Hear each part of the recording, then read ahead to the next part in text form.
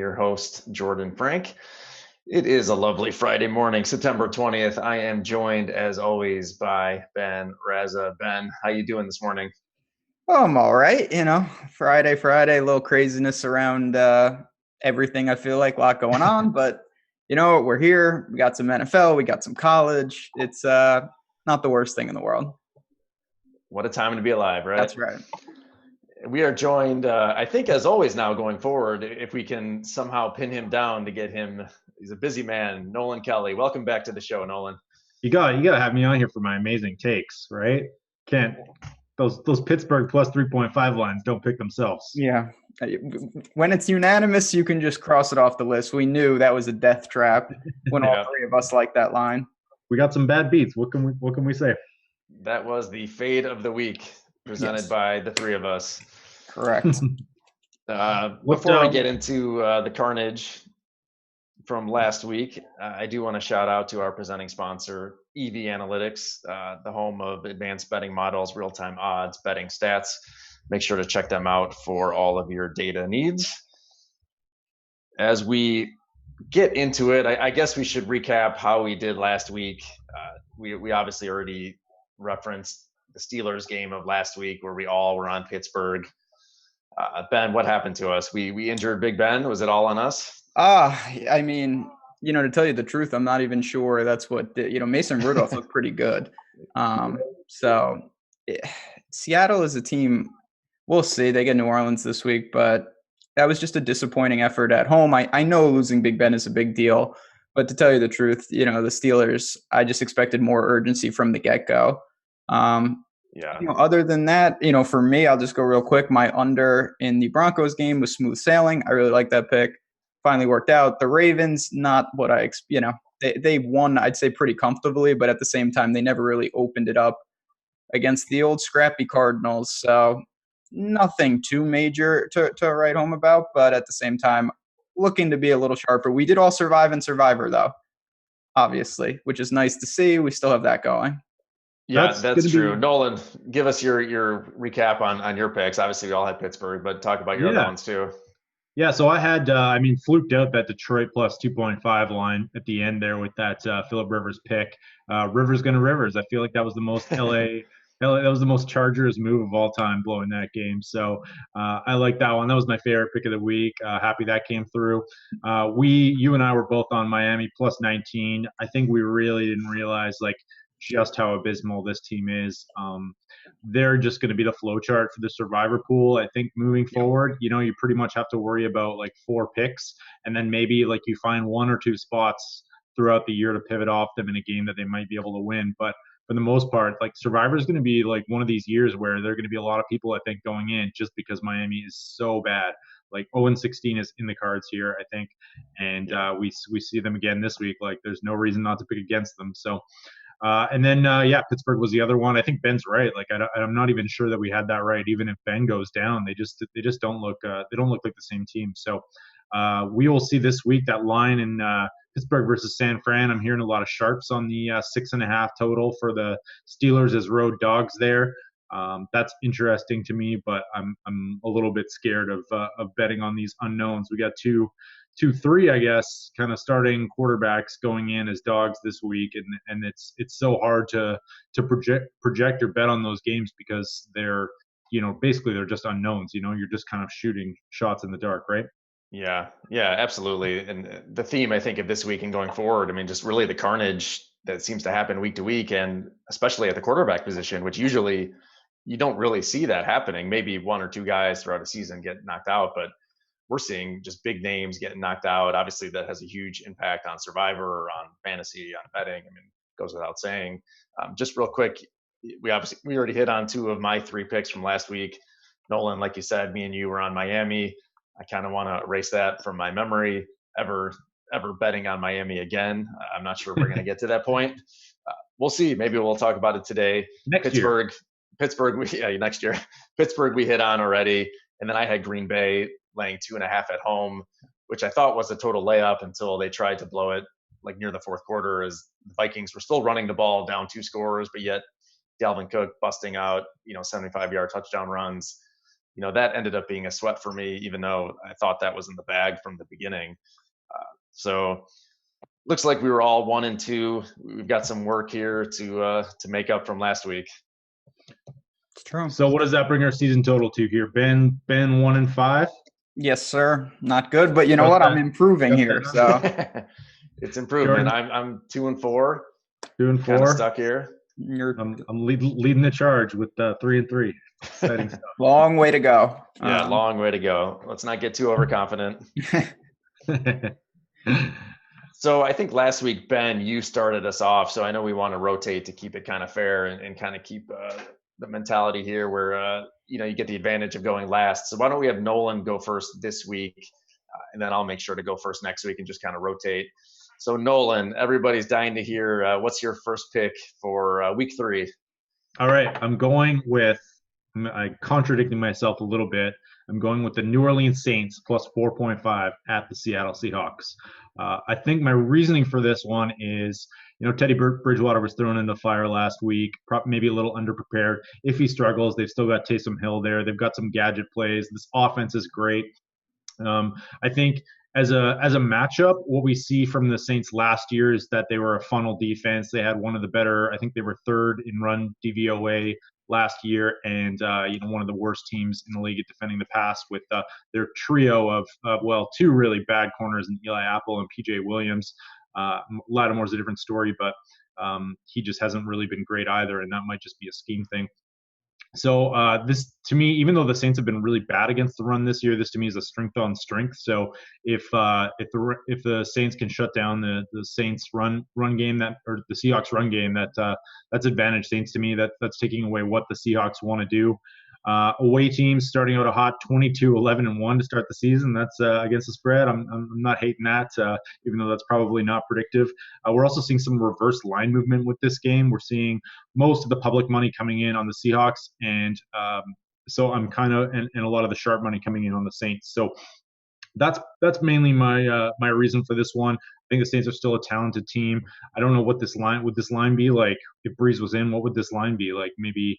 Is it a 7.5? Or the Saints like 2.5 3-point favorites in Seattle? So, 7.5 points for your quarterback. I guess that seems about right. But Saints are often notoriously slow starters. So I'm going with the Saints this week plus 4.5. Take the reverse line movement.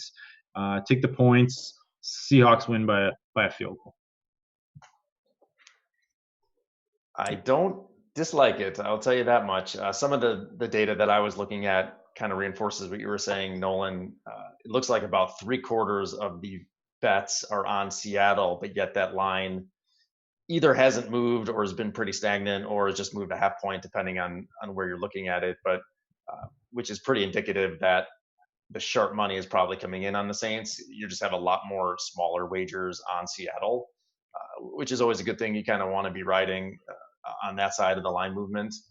Ben, what are your thoughts on that game? Have you looked into that one? Is that one of your picks? I don't want to steal your thunder. Not one of my picks. Chad is talking about that game as well. I think a lot of people like the Saints, and I get it because, I'm not trying to take anything away from Drew Brees, but it does have an element with that offense where I don't want to say it's plug and play, but Sean Payton really, it's a lot of easy throws.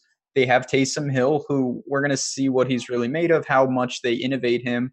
And they have obviously Teddy Bridgewater, who's a quality backup. So the drop-off might not be as severe as you might think losing someone like Drew Brees. We know, you got Kamara, Michael Thomas. It's not like the cupboard's bare. The weapons are going to be there. Seattle's a tough team. I've kind of been shorting them with limited success already in the season. They've always been good at home, but the Saints are a quality team. It's just going to be about, I think Taysom Hill is the wild card. I'm not sure playing Bridgewater straight up in a traditional QB role is the best avenue for them, and I don't think they're going to do that.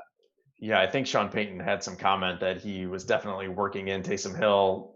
To what degree, obviously, we don't know if that's just going to be like certain packages or if he's going to really just play quarterback, for certain parts of the game. But clearly, like there's an overreaction to the result of that game last week against the Rams, and it kind of spiraled. You lose your quarterback. It's such a meaningful game for the Saints based on last year, right? So I don't know. Are you worried at all that there could be some sort of like emotional letdown coming off of that game against the Rams? Nolan, are you worried about that? No, because I think like their backs are probably up against the wall. I think a little bit. I don't know. I don't really buy too much into the emotional letdown. I'm more worried about like the going into Seattle, the back-to-back weeks, Yeah. back-to-back road games, that kind of stuff. But yeah, this is a tough one. I mean, I'm not super confident about it, but I think 4.5 points. The Saints are the better team outside of their quarterback. So yeah, it's just seems like it's never a bad thing to go with the sharps as well. So Agreed with you on that. Okay, so I guess then I'm going to give my first pick. Again, for me, I had a hard time narrowing it down to three, which is always part of the strategy here and kind of part of the strategy with the super contest and all of these pick 'em contests, right? Like you might be confident on 5 games, but like, how do I decide the three that I'm most confident in? Uh, I kind of want to go out on a limb because I'm not sure about Marlon Mack, right? So I really like the Colts this week, and I'm going to put them as my number one pick here. But so much of it does depend on Marlon Mack. If he's healthy, then I absolutely love this. The Colts are at home; they're laying 1.5 points against Atlanta. I think what we've seen from Atlanta, they were really fortunate to win that game against the Eagles last week. Matt Ryan tried his best to give it away at the end. The Eagles are just kind of a mash unit of injuries right now, and maybe we'll talk about that more going forward. But I really like the Colts. I've been on them in week one, and I liked them again last week. Uh, they played the Chargers in a tough game that they should have won. They've left a lot of points on the table, and they're really slowing the pace down, and they lead the league in rush attempts. I really like the way that they're using Brissett, right? They're not putting him in high leverage situations. They're trying to run the ball as much as they can, slow the pace. I think it's a good spot for them. If Marlon Mack is out, I'm not going to love it as much, but I'm going to kind of roll the dice that he's going to play and take the Colts laying 1.5 at home. I like it. That's one I looked at a lot this week too. Falcons away from home. I'm a big believer in Frank Reich in that offensive line. So even if Mack is out, I wouldn't stress too much about it. I'm on team. I'm on team. Running backs don't matter. I don't know about you guys, but give me the offensive line and the scheme first. It's a weird game. I tend to agree with you. Falcons. Tough game. Falcons. They're indoors once again, but on the road they needed. I feel like last week was a critical game that they were managed to hang on at night. Mac playing definitely would help you. There's no doubt. But I do like what the Colts, we had talked about before the season that, the Andrew Luck situation, of course, it probably ends their Super Bowl hopes, of course. But this is a team that's not going to go away in the South. And they're going to be a tough out every time they play. So no problem with that. It's not one of my picks once again. I guess I can guarantee neither of you have the game that I'm about to go to. I don't know. One other stat I want to throw in real quickly, just that I saw for Atlanta is that they have the second highest no huddle percentage. It's not a team that you think would run so much no huddle, and I think that just kind of indicates how poor their run game has been and how bad Devonta Freeman has been. Like they can't rely on their run game. So just another reason I think I like the Colts in this spot. Devonta Freeman 2.2 yards per carry this season. It's just bad. Pretty right now. No. Pretty bad. All right, Ben, hit us. So, it's funny. You say you have trouble narrowing. I have trouble finding any games. This is not college football. We have different problems. Yeah. I don't know what's worse. Probably my situation, but that's neither here nor there. My first game, I'm sticking with the total. I'm going under 45.5 in the Eagles-Lions game. It's a team, first of all, with the Eagles. They are as walking wounded in week 3 as I've ever seen. They didn't even hold practice on Wednesday. Their receivers, Alshon is hurt. Deshaun Jackson is hurt. Dallas Goedert is hurt. I think that's going to take its toll, not only in just the playmaking ability, but how they call the game. I wouldn't be stunned. They're already playing pretty slow, kind of slow it down and shorten the game. And then on the other side of it, you have a Detroit team that I think they should be realizing it's hard to trust Patricia, but Kerryon Johnson is what they need to rely on. They were successful last week in a lower scoring environment. And I think on the road, they're getting 6 points. They really need to try to control this game. Again, time of possession. They're another slow team. Take some shots over the field with Galladay. I'm not saying that they can't do that, but overall in this environment, it's another game that I feel, high teens is very possible, 21-17 type game. So I think the way both offenses really come about this game in a low tempo environment, it falls under this total. I like it. Nolan, what do you think? I know with the Eagles, I mean, I think literally 25% of their team was on the injury report. Yeah. Like they are the walking wounded and are going to be missing so many guys. Nolan, did you look at that game at all? Yeah, I looked at it a little bit. Like I struggled with that line. I really wanted to get the lines when it was plus 7.5, but that's moved down to 6.5, and that's a big move right there. So yeah. I mean, I think the play is probably still the Lions. The over under, I don't have a good read on that. Ben's the over under king on that one. So yeah, 1-0. That's you nailed that Bears game. I'll defer to you there, but I think if I had to pick a side in this one, I'd probably take the Lions plus 6.5. They're going to probably slow it down, keep it close.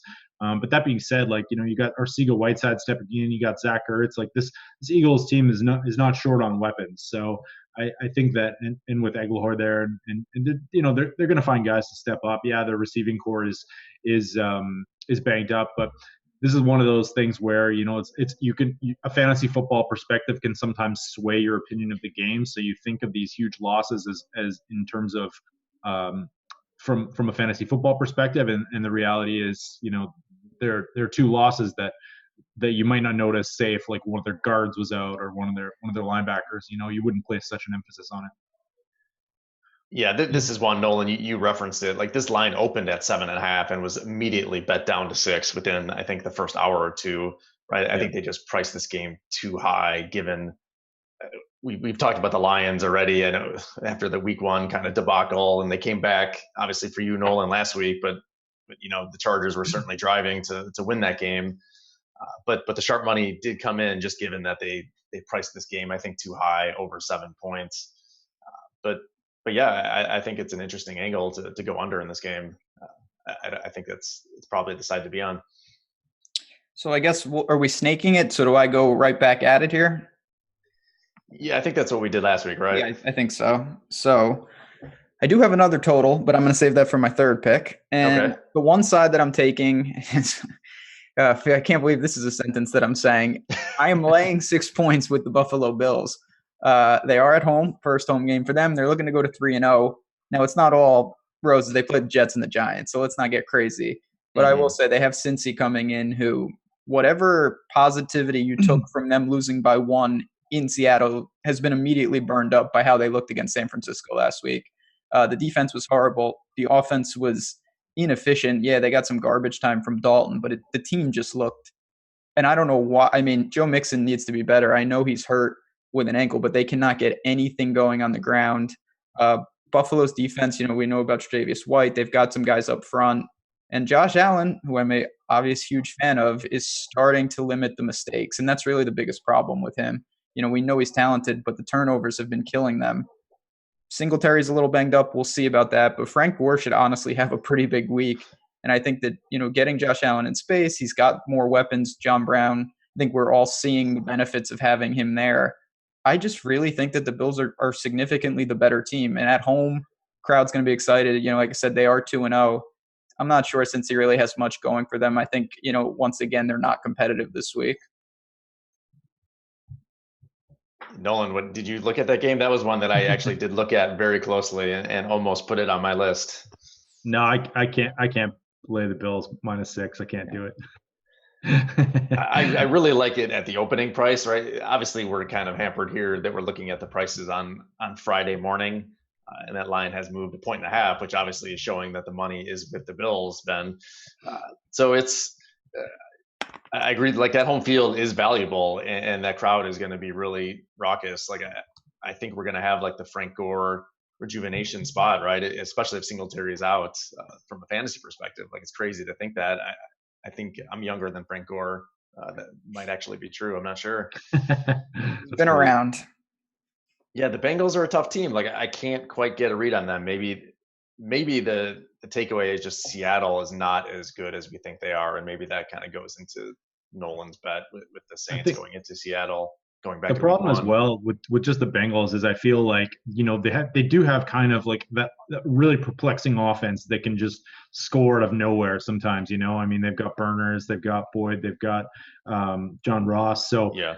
I don't really I never know what to do with the Bengals because just sometimes they'll surprise you and sometimes that offense will be clicking and it'll look like one of the best offenses in the league, which is a weird thing to say, but so I generally try. I just don't have a good feel for the Bengals, and but the Bills' pretty stout defense. It'll be interesting to see if they can continue on that they're looking pretty good for a playoff spot right now. So Yeah.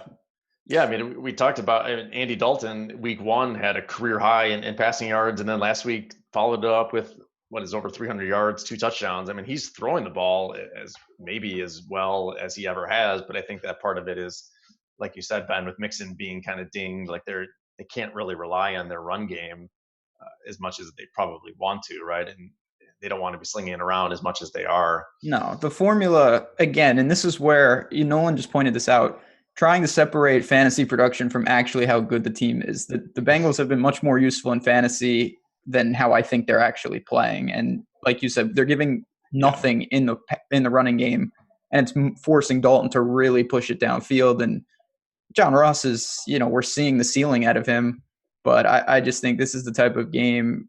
God, I think the Bills' defense is an underrated unit in general, and they really could cause some problems there.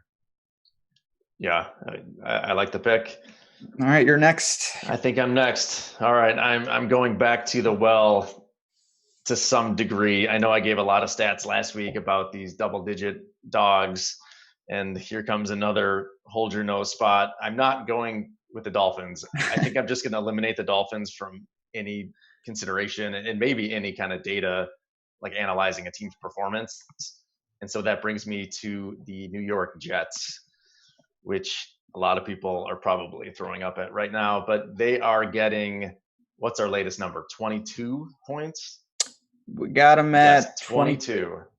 22 points. This is the first time, I'm sure everybody's heard this stat. It's only happened once, and this was in the strike season of 87, where there were 2 teams, at least in the modern era, 2 teams over a 21-point favorite. Obviously, you have Miami playing Dallas, and then you have the Jets against the Patriots. The Jets, I think to compare the Jets to the Dolphins is a mistake. The Jets have so much more talent.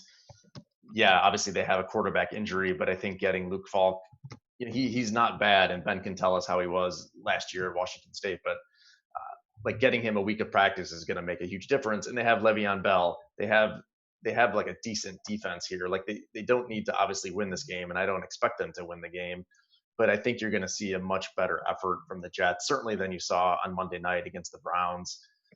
You had the quarterback injury. We talked about that with the Saints. Like when that happens in the middle of a game, that really just destroys your game plan, just throws everything for a loop. And it's really hard for somebody to come in and be competitive and really run the offense, especially when you're talking about a third string quarterback like Luke Falk.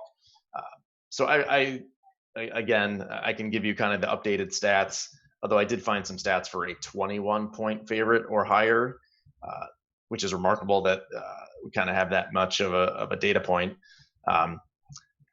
Or at least, I'm sorry, over 20 points since 1993.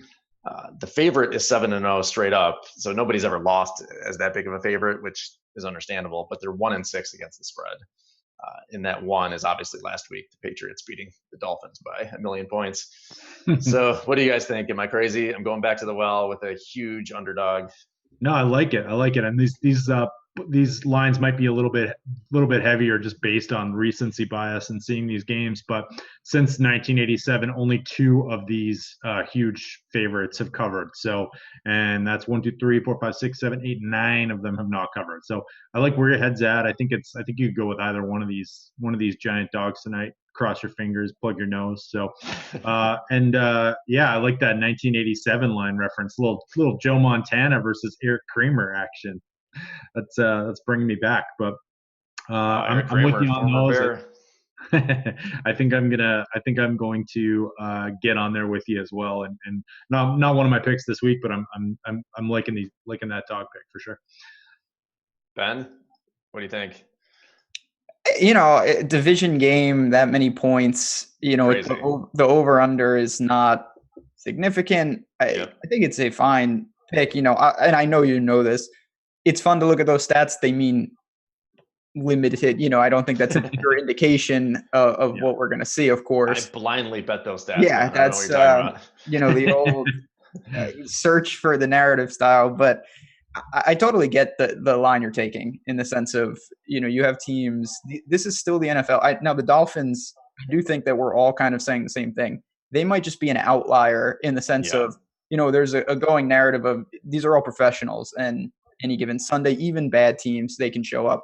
I'm not sure that the Dolphins qualify for that anymore just because they don't have the personnel. So we'll see if Josh Rosen makes a difference there. But clearly, if I had to pick one of these monster dogs, it would be the Jets.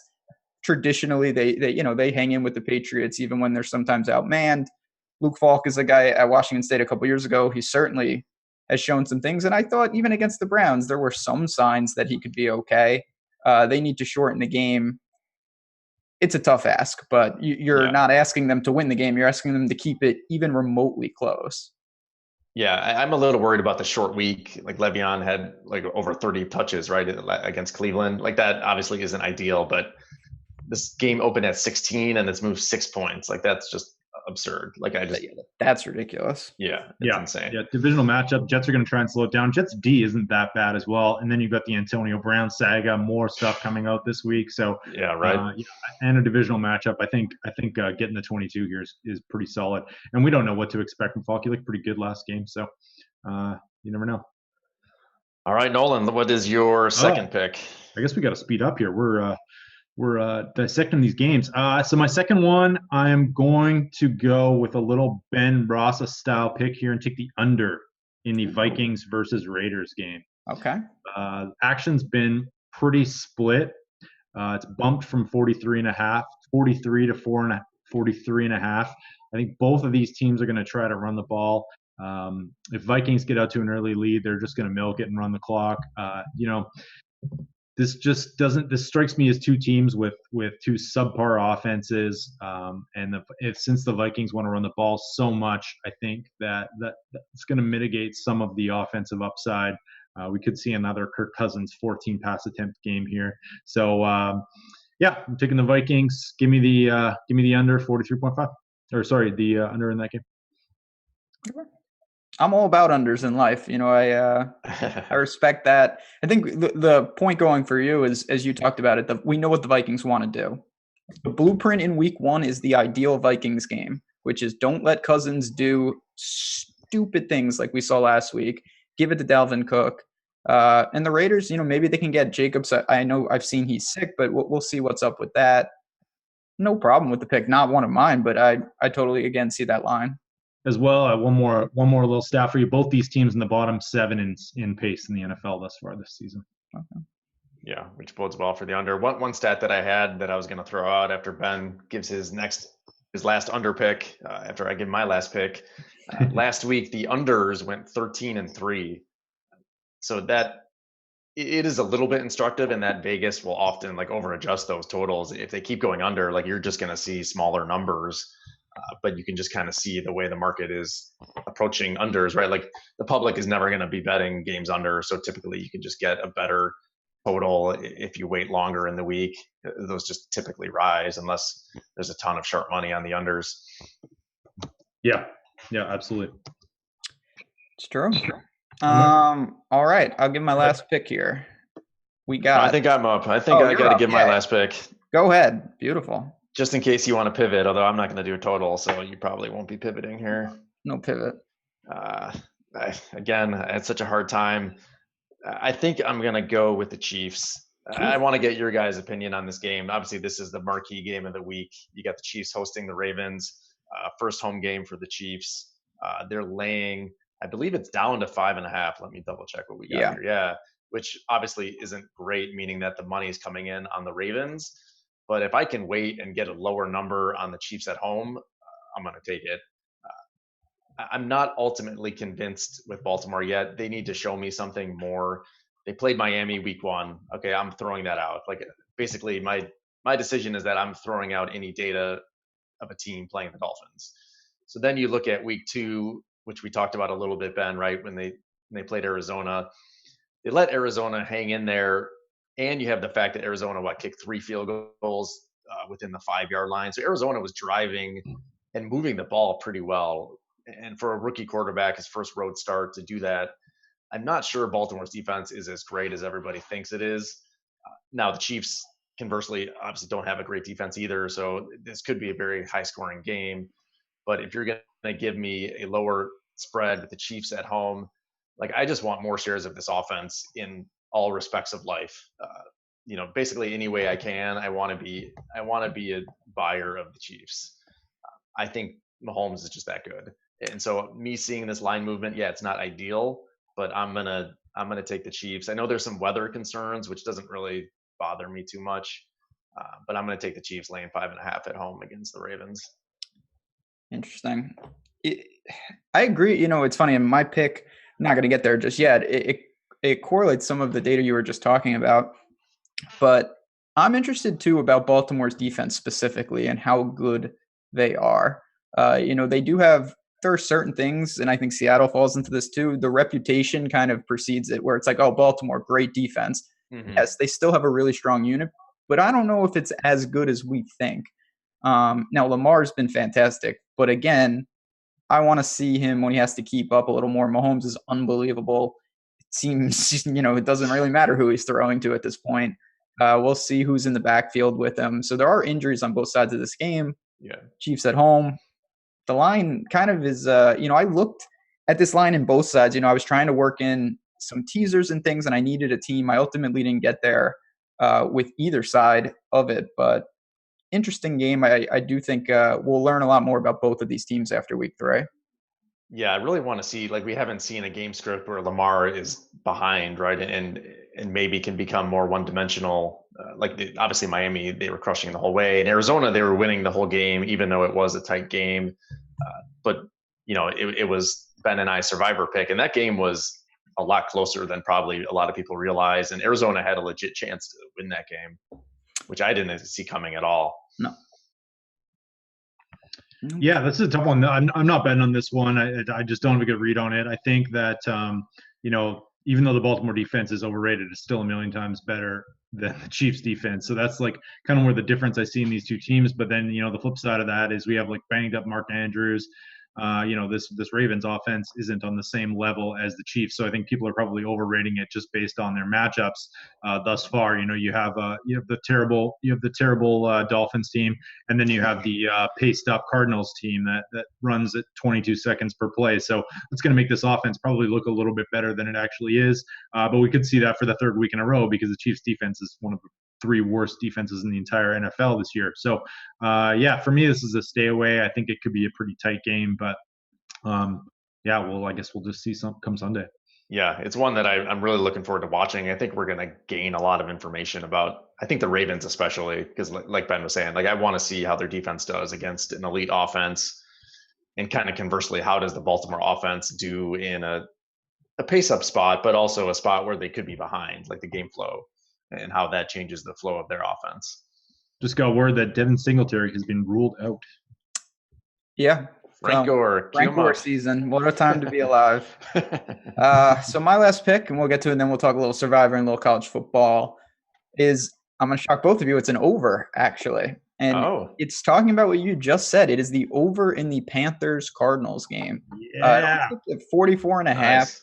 And first thing is, I think last week people don't realize that, as you said, Arizona moved the ball up and down on Baltimore. They kicked 3 field goals on the goal line, which just speaks to, even though Cliff Kingsbury is supposed to be a genius, he obviously doesn't understand basic optimal play, which hopefully we don't run into that again.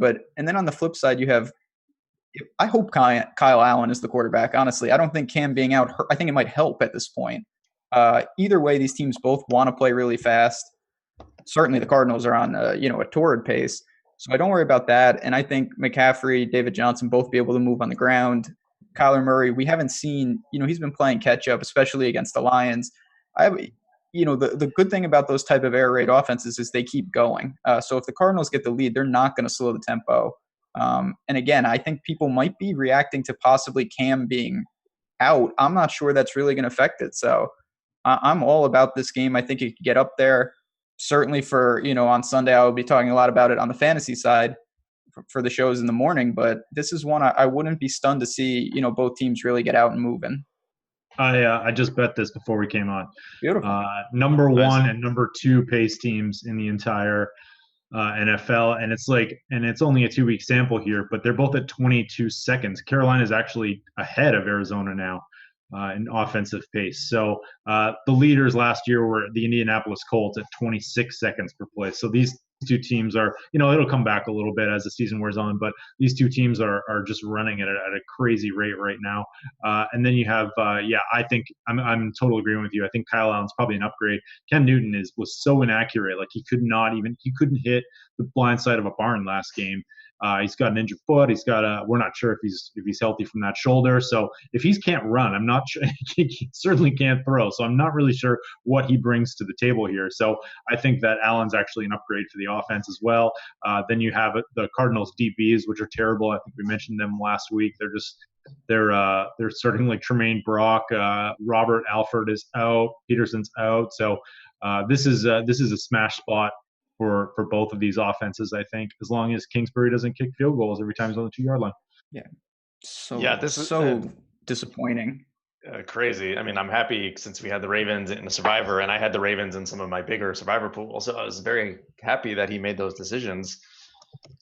Nolan, just piggybacking on what you said about the how inaccurate Cam has been, he is the leading, I guess you would say, the worst quarterback. He has a 35% uncatchable ball rate for the season. Granted, it's 2 weeks, but last week against Tampa, 62% uncatchable, almost 2 out of 3. Like, how is that even possible? How can an NFL quarterback be that inaccurate? So I think I was looking at this game very closely. I think Kyle Allen may be an upgrade.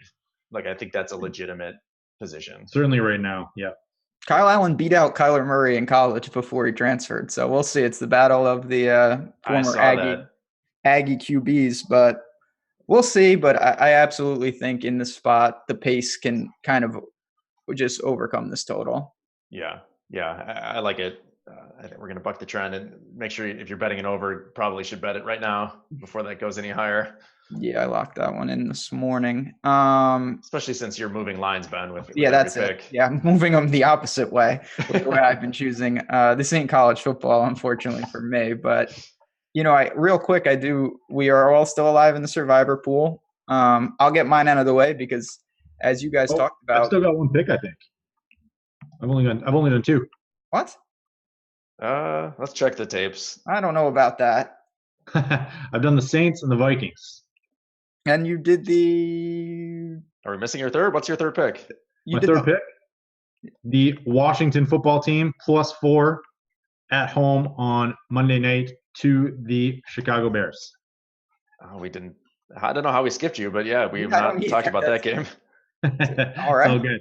This is another one of these like reverse line movement games. This is the most reverse line movement we're seeing. The line moved down from 4.5 to 4. So I would have preferred to get that 4.5, but we'll take it. It's a field goal. Mitch Trubisky is another one of these quarterbacks that hasn't looked great thus far. Washington's season on the line at 0-2, and I actually don't hate their defense. I think that Washington's defense is pretty solid. They've got some players anyways, and I like this to be a low-scoring, tight game. Trubisky throwing ducks. We got some possible weapons on the Washington side with McLaurin, so I think this is going to be a tight one. I think it comes down to a field goal. Probably Chicago by a field goal, but I'm hoping Washington keep this one close and going to take them +4. That was not one of my picks last week, but losing the Broncos money line was a killer for me last week in the real world where I cannot believe the Bears weaseled out of that. That was such a bad call. I think that's really because the Redskins, I don't think they're a great team, but I don't trust the Bears at all, and that starts with Trubisky. Yeah, I had Denver with the points, so I was happy with the ending, but absolutely absurd that game. And that obviously the Bears should have lost. The Bears would have been 0-2 then coming into this, and you're talking about utter desperation if the Bears are 0-2. I still kind of think it is a desperation spot for the Bears. Like it's been a really rough start to the season. This is a game I looked at really closely, and I still will because I'm really curious to see where the money is going to keep coming in on this game. See if this line moves any further.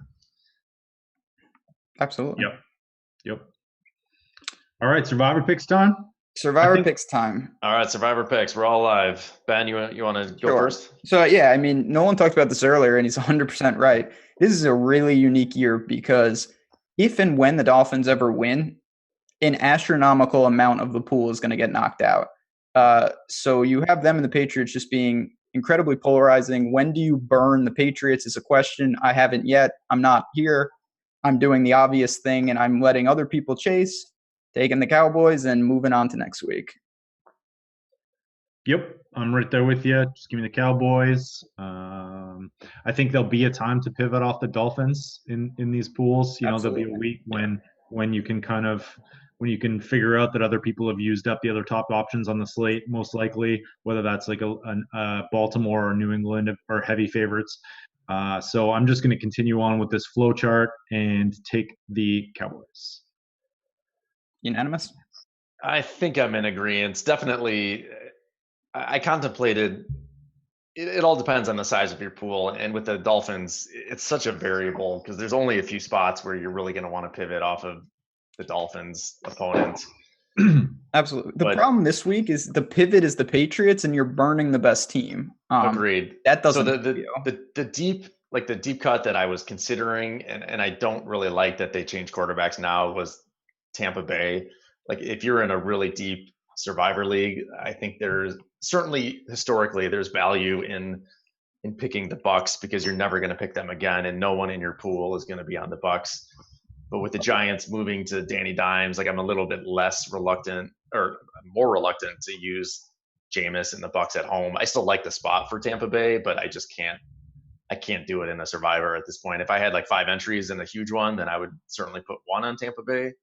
But I'm going to just make it unanimous. I'm going to go with Dallas. I want to save the Patriots. Patriots have too many good spots in the future. Dallas surprisingly doesn't have that many great spots going forward. They get Buffalo at home, but you're looking at week 13 at that point, and I don't want to look ahead that far.